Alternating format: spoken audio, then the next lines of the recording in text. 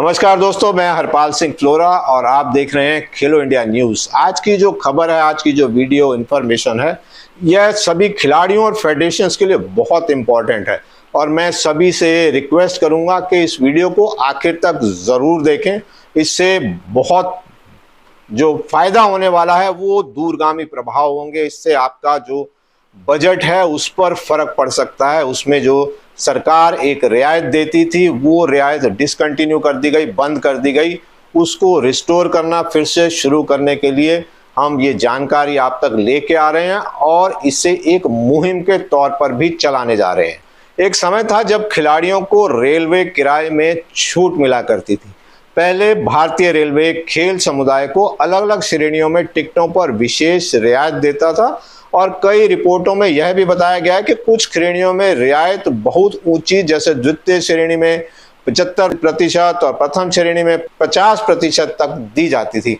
अलग अलग समय पर नीतियां और प्रतिशत बदलते रहे, लेकिन खिलाड़ियों को अपनी राष्ट्रीय प्रतियोगिताओं में भाग लेने के लिए ट्रेन में सफर करने में 25% तक छूट मिलती थी, जो 20 मई 2020 को बंद कर दी गई। इसके अलावा और भी रियायतें बंद करने के साथ साथ खिलाड़ियों को भी ये रियायतें जो हैं वो बंद कर दी गई। पिछले रिकॉर्ड बताते हैं खेलों में भाग लेने वाले खिलाड़ियों और खेल संघों के लिए ट्रेनिंग प्रतियोगिता के लिए यात्रा की छूट को लंबे समय तक एक सहायक कदम माना गया था, क्योंकि इसमें आर्थिक रूप से कमजोर खिलाड़ियों और छोटे महासंघों को यात्रा का भारी बोझ कम पड़ता था। हालांकि इस तरह की कई रियायतें रेल मंत्रालय ने 20 मार्च 2020 से प्रभावी रूप से रोक दी, रद्द कर दी। मीडिया रिपोर्ट और स्थानीय फेडरेशन और संवाद इस तारीख का हवाला देते हैं और उसके बाद से खेल महासंघों ने बार बार सरकार से इसकी फिर से बहाली की गुहार लगाई। खेल मंत्रालय के पार्लियामेंट्री रिकॉर्ड, राज्यसभा के प्रश्नोत्तर भी दिखाते हैं कि खेल मंत्रालय ने रेल मंत्रालय एवं रेलवे बोर्ड को कई बार लिखकर खिलाड़ियों को दी जाने वाली छूट लौटाने का अनुरोध किया। उसी कागजी जवाब में इस मुद्दे पर मंत्रालयों के बीच संवाद होने की जानकारी और अनुरोधों का उल्लेख मिलता है। रेलवे मंत्रालय द्वारा रियायत बंद करने का मुख्य औपचारिक तर्क वित्तीय भार और सब्सिडी घाटे को कम करना था। सरकारी बयानों और मीडिया कवरेज में यह भी कहा गया कि रेलवे पर व्यापक सब्सिडी और मात्रा में बढ़ोतरी का दबाव था और इसलिए कई विशेष छूटों की समीक्षा कर उन्हें रोका गया। साथ ही वरिष्ठ नागरिकों जैसे अन्य श्रेणियों के लिए भी दी गई छूटें बंद करने से रेल मंत्रालय को करोड़ों रुपए का अतिरिक्त राजस्व भी मिला, जो मंत्रालय तर्कों की पुष्टि करता है और खर्च और घाटे के दबाव ने फैसलों को प्रभावित भी किया।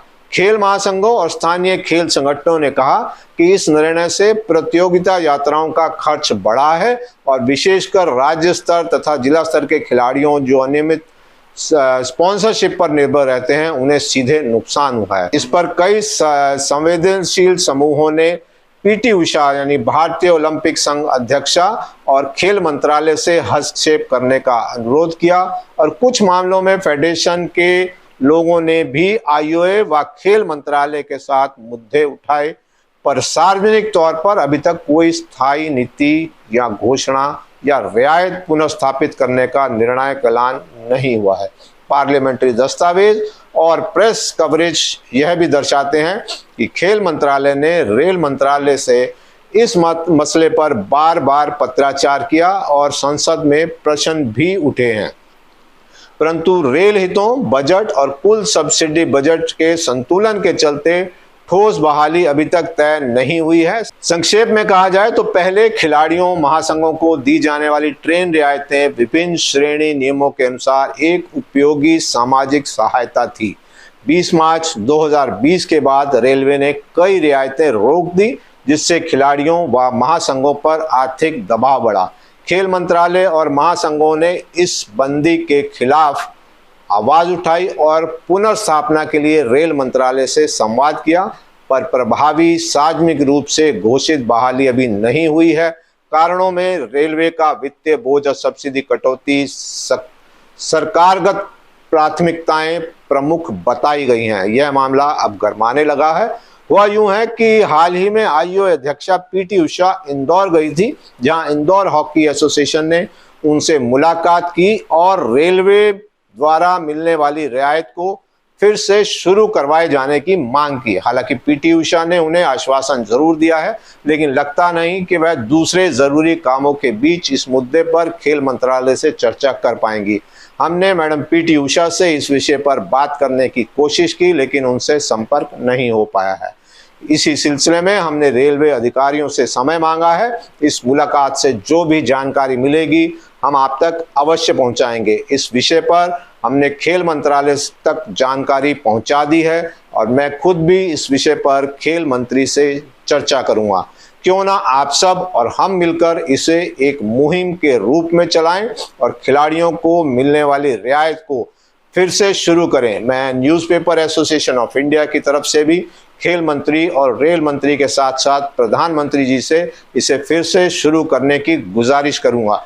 मुझे पूरी उम्मीद है कि जो सरकार देश को टॉप 10 कंट्रीज में स्थापित करने के लिए प्रतिबद्ध है, वह खेलों और खिलाड़ियों को बढ़ावा देने के लिए एक रेल रियायत फिर से शुरू करने में देरी नहीं करेगी। प्रधानमंत्री के विश्व खेल महाशक्ति बनने के सपने में महज एक छोटा सा यह कदम हो सकता है, लेकिन इसके दूरगामी प्रभाव होंगे। खेलों और खिलाड़ियों को बढ़ावा मिलेगा। तो आज से हम सब अपने फेसबुक, ट्विटर, इंस्टाग्राम और सभी सोशल मीडिया पर एक हैशटैग यानी #कंसेशन फॉर एथलीट्स के माध्यम से मांग करेंगे कि खिलाड़ियों को दी जाने वाली रियायत, रेलवे रियायत फिर से शुरू की जाए।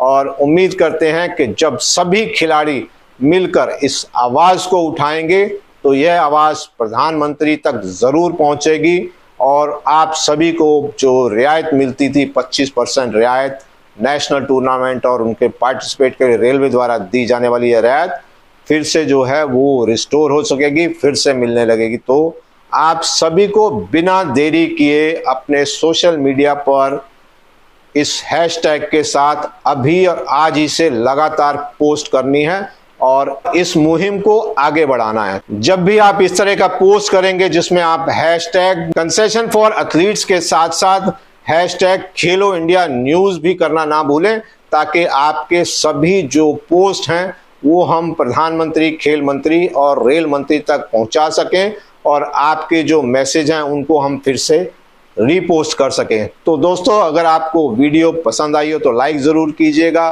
चैनल सब्सक्राइब नहीं किया तो चैनल ज़रूर सब्सक्राइब कीजिएगा। हम इसी तरह आप सभी खिलाड़ियों और खेलों के लिए खबरें लाते रहेंगे और ज़रूरी जानकारियां आप तक पहुंचाते रहेंगे। अगली वीडियो तक मुझे इजाज़त दीजिएगा। बहुत बहुत शुक्रिया।